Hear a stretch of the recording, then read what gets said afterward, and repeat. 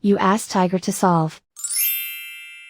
This deals with linear equations with one unknown. The final result is x equals -7. Let's solve it step by step. Group all constants on the right side of the equation. Add 8 to both sides. Simplify the arithmetic.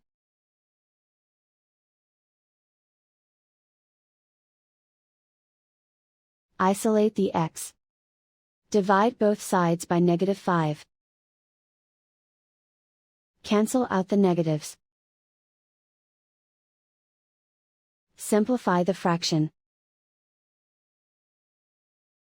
Move the negative sign from the denominator to the numerator. Find the greatest common factor of the numerator and denominator. Factor out and cancel the greatest common factor. And so the final result is x equals -7.